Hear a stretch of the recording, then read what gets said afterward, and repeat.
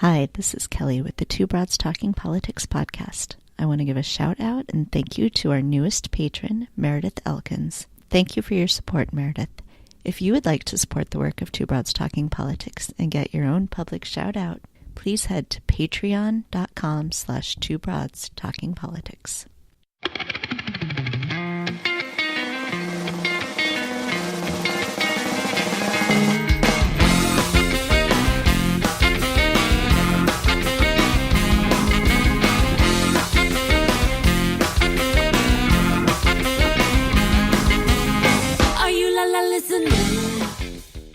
Hi everyone, this is Kelly with Two Broads Talking Politics. I am joined in this episode by Robert Reynolds, who is the co-founder of VoteTripling.org. Hi, Robert. Hello, nice to be on with you. Yeah, thanks so much for joining me.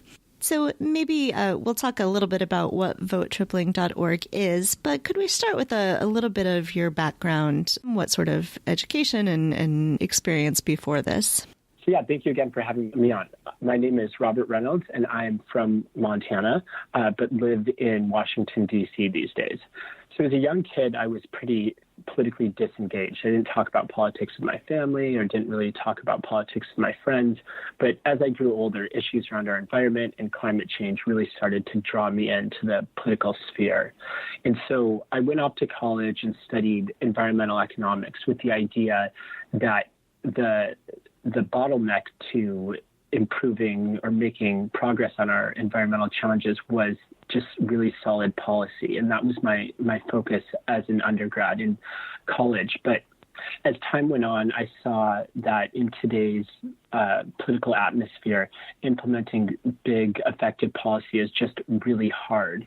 But what I observed through just my studies and through my reading and just friends was that something that was a lot less hard and a lot more practical was implementing behavioral science-based nudges to solve or to address problems like climate change. Things like nudging a homeowner to turn down their thermostat. And so after I finished college, I went on to study behavioral science, and for the past several years have been working as a behavioral science researcher, formerly at a think tank in DC, and now I'm doing that in the political work, which I'll talk about in a few moments. Excellent. And so then what is VoteTripling.org and what's the background? How did this get started? Great. So let me explain what Vote Tripling is first, and then I'll explain what our organization, VoteTripling.org, is second, because the tactic came up before the organization. So Vote Tripling is a free relational organizing technique that sparks non-activist Democrats to get 3 friends to vote. So there's lots of tools available these days and different technologies that help people get their friends to vote. And the differentiator with the technique my organization is developing is that it's the most lightweight technique there is, and it's specifically designed to get non-activists to get their friends to vote. And so the way this works is it's analogous to a commit to vote card or a commit to vote program, where campaigns get their ordinary voters, their non-activists, to pledge to hold 3 friends accountable to vote. And then those campaigns send those voters a series of reminders before Election Day, prompting those supporters to urge their friends to vote. And so that's essentially what Vote Tripling is. And we're focused on non-activists because 97% of Democratic voters are non-activists, and we define those people as the 97% of people who show up to vote for Democrats but never volunteer for those campaigns. The second reason we focus on non-activists is because they're more closely tied to irregular voters than activists like myself or probably an activist like yourself. And the last reason we focus on non-activists is because there's a growing amount of social science research that says they are more influential to irregular voters than an activist like me. It's our understanding that someone like me is the boy who cried wolf when I try to get inconsistent voters to vote. But if we can spark ordinary people to be voting messengers, we think we'll be a lot more effective. And And so how this started, sorry for prefacing that up front, but so how this started was after the 2016 election, I started looking for ways to get involved in campaigns and to use what I've learned from behavioral science to benefit a campaign. So I was out in Washington, D.C., and one of the races right in this area was a woman named Danica Rome, who was running for State House of Delegates in Virginia. And so we, in partnership with her, just as a volunteer, developed this vote tripling technique that her campaign implemented on the doors. When they would go knock on someone's door, they would ask them the traditional things around if they would vote and if they would volunteer. But at the tail end of that conversation, they also asked folks if they could count on them to remind 3 friends to vote. And so through that little pilot project, we learned 2 things.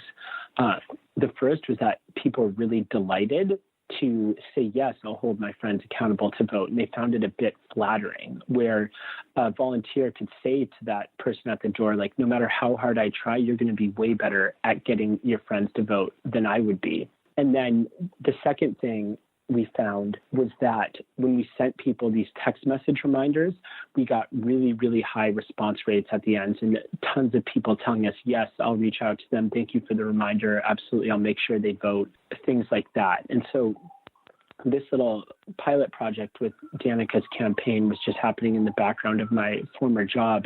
And I went on to write a few articles detailing what we had learned from this pilot project. And one of those articles unexpectedly caught the eye of a political philanthropist who offered funding for me and another co-founder to leave my job and work on developing this technique out broadly so more and more campaigns can have access to this and use this as part of their get out the vote strategy. So how many campaigns have you now worked with? Yeah, so we started in August of 2018, so 92 days before the election. And in those short 92 days, we ended up partnering with 26 campaigns. And with those campaigns, we got 15,000 people to take the pledge to triple their vote. Wow.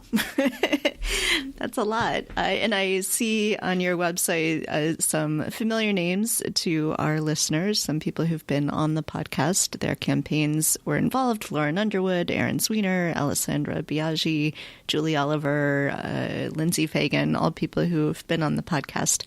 So that's an exciting connection to see.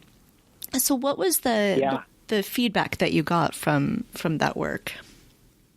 The feedback was generally very positive. Of course, anything that's new is going to have a series of hiccups along the way. Mm-hmm.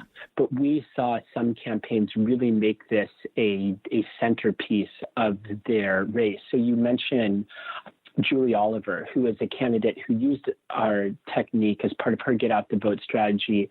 They were head over heels, in love with this, where when she would go out and canvass, they would use this on all the doors they knocked, but also anytime she was giving a speech to voters in her district, she would end that speech asking them if they could count on 3 friends to vote and would ask them to take the pledge at the end.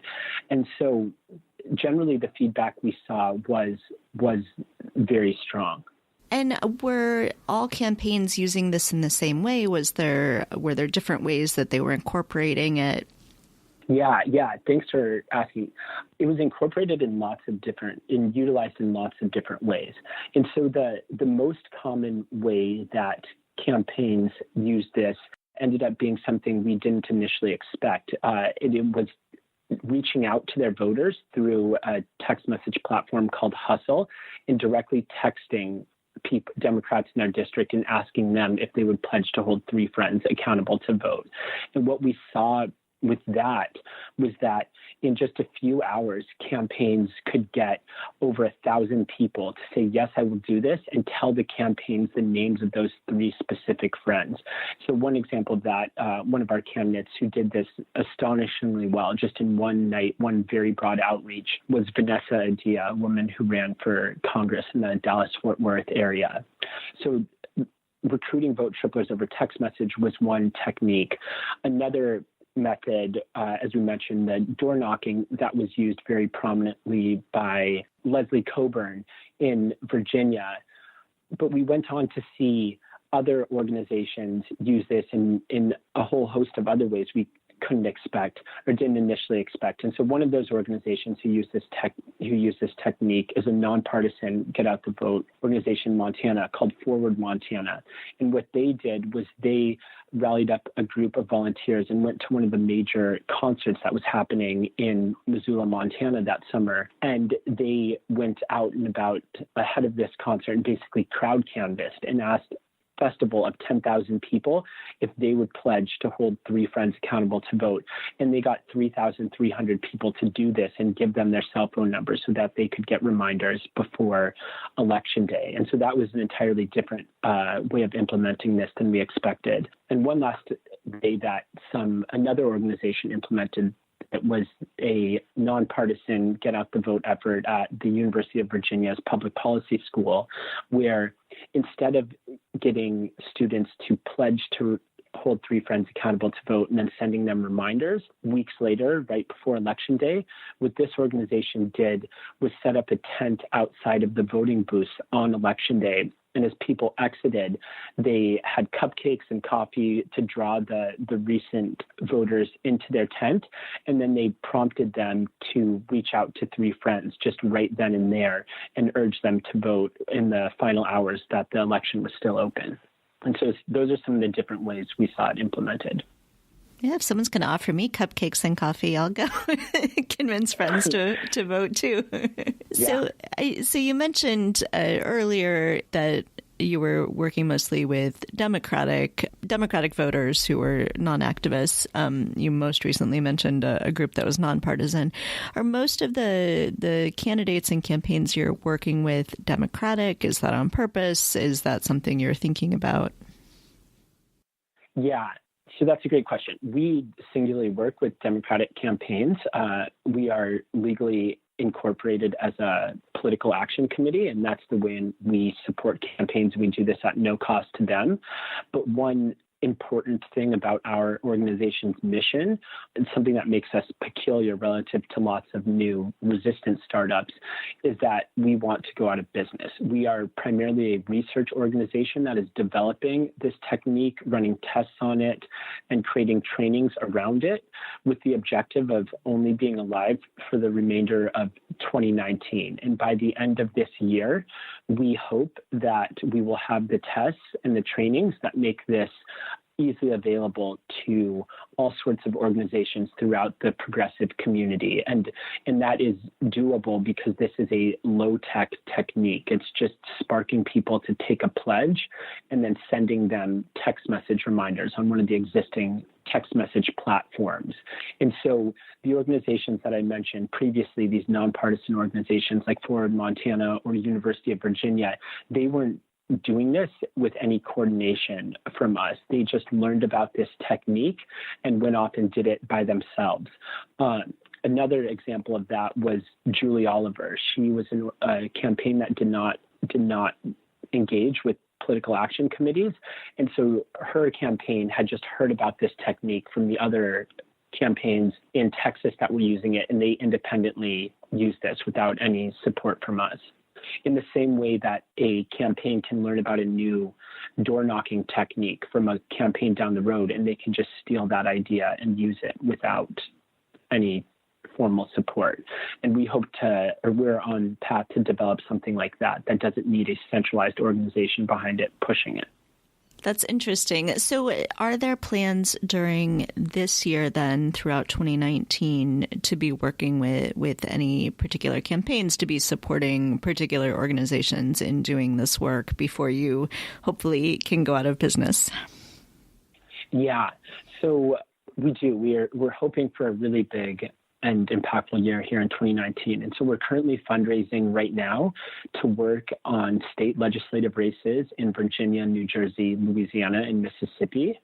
And through that work, during the next 11 months of the year, we hope to accomplish these 2 things of running further tests to measure the impact of vote tripling, with the expectation that we'll work with 100 races and recruit 100,000 vote triplers. But also the second goal will be to master the training process so that we can create training manuals for other organizations in the progressive community so they can do this widely throughout the progressive community in 2020. And so while we expect our organization to dissolve at the end of 2019, we hope that we, like myself, my co-founder, and the other staff we hope to hire, can go embed ourselves in organizations with wide distribution in 2020 and help lead their vote tripling outreaches. And so one final comment on this, to just explain this peculiar mission, is this is core to what I was doing before I started with votetripling.org, where I was working at a think tank in DC developing basically behavioral science-based voter turnout tactics that my organization would publish and just share with the nonpartisan community. And so this is how I got introduced to the voting space, was around developing things, publishing the results, and letting others take those results and run with them. And so if there are people listening who are involved in campaigns, and I believe that there are, what are some ways that they can be thinking about incorporating this? Do you have resources on your website that you can point them to sort of start to bring these ideas, bring this technique into their campaigns? Yeah, so we do have resources on our website that I'd encourage them to look at. They can also email me at robert@votetripling.org, and we can set up a time to talk, and I can share with them best practices we've learned from prior campaigns. But the most important thing I would want to instill in them is that anyone they interact with who says they will vote for them, but says they're not going to donate or not going to volunteer, that person is revealing that they are, on average, a non-activist, and those sorts of people are more likely to have close connections to irregular voters, the sort of people who wind up swinging that race. And so if campaigns can really unlock that power that their non-activist supporters have and get those people to mobilize their friends, they could really boost turnout and help increase their chances of winning. So you mentioned that one of the reasons this seems to work is because people feel flattered, when they hear they're going to have a better chance at getting people to vote than the activists might. Are there other reasons that you see from the social science perspective about why this sort of approach works?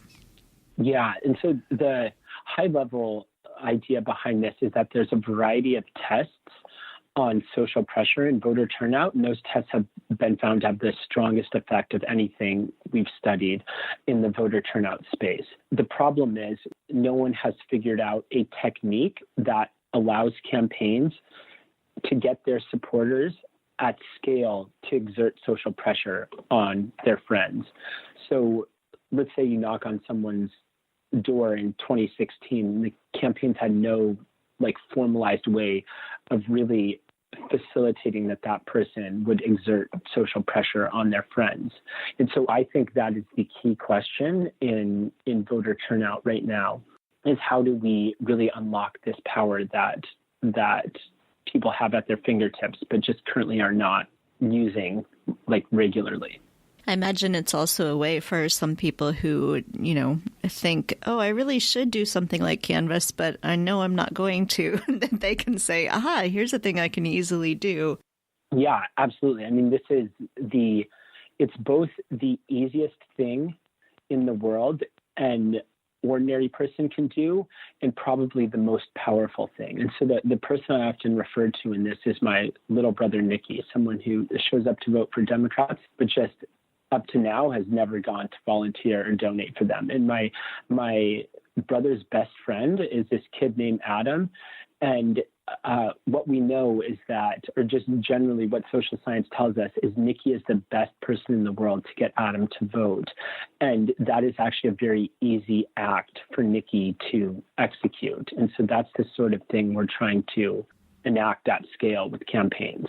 Yeah, and I think it makes a certain amount of sense what you said, that they're more likely to, the non-activists are people who are more likely to be engaged with people who don't vote. I spend a lot of time around elections on Twitter and Facebook saying, everybody go vote, and it feels a little bit like shouting into the void because everyone I know votes regularly. But it makes sense that people who are not like me are more likely to be interacting with people who don't vote every time.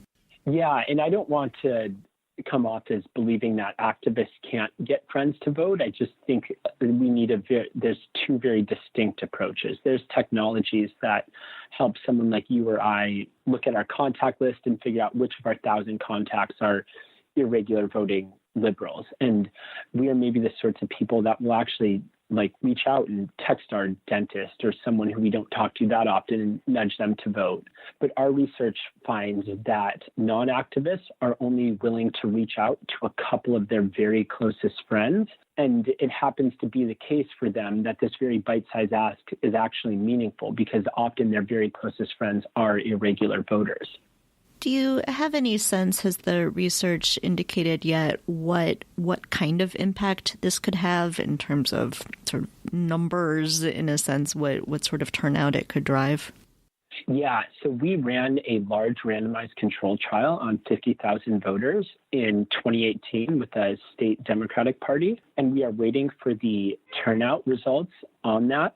So we will have a definite answer on that in a couple months. We think that data will be available in April.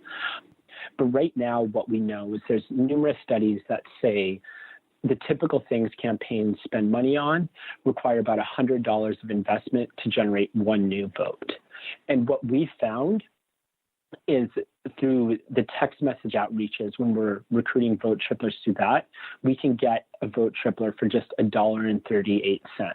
And so if we just get 1 in 10 of these people to get their friend to vote, we're producing votes at just $14 a vote. So 5 to 10 times more cost efficient than the existing standard tactics. And so that's right now based on a series of assumptions, but those are the indicators we have, but are really looking forward to getting this test results back in April, and we'll be sharing that publicly on our website. So ultimately, you would like to see this technique being used by all campaigns in 2020 as we're headed into the 2020 election. Is that sort of the goals to get this to be such a common technique and so well known that it's being used by most, if not all, of the Democratic campaigns and the nonprofits that are trying to get people to vote? Yeah, we would really love to see more Julie Olivers who do this independently, more Forward Montanas or student groups at the UVAs of the United States to really use this lightweight, next to free technique to boost voter turnout. And so that is certainly our goal. And I know different campaigns have different contexts and demands. And so I certainly do not expect all of them to do this, but we're going to do our best to make it as easy as possible for the campaigns who want to use this to integrate vote tripling into their get out the vote programs. Is there anything else that you would like to make sure that we talk about? Not necessarily. I think just in closing, I would like to reiterate that it's my belief that what will allow Democrats to win in 2020 is high voter turnout. And I believe the key to boosting voter turnout, the solution to boosting voter turnout really rests in the hands of ordinary Democrats who have long-standing relationships with irregular voters. And so that is what we are doing our best to make progress on. And we'd love to talk to anyone who is interested in supporting this in any way or just learning more. All right. Excellent. Well, thank you so much, Robert, for joining me on the podcast. And we'll put a link up to your website so people can see a little bit more of what you have posted up there. And I really hope that everyone listening who's involved in campaigns or get out the vote efforts will think about adopting this technique. All right. Well, thank you so much. Thanks for listening to Two Broads Talking Politics. Our theme song is called Are You Listening? Off of the album Elephant-Shaped Trees by the band Immunuri, and we're using it with permission of the band. Our logo and other original artwork is by Matthew Weflin and was created for use by this podcast.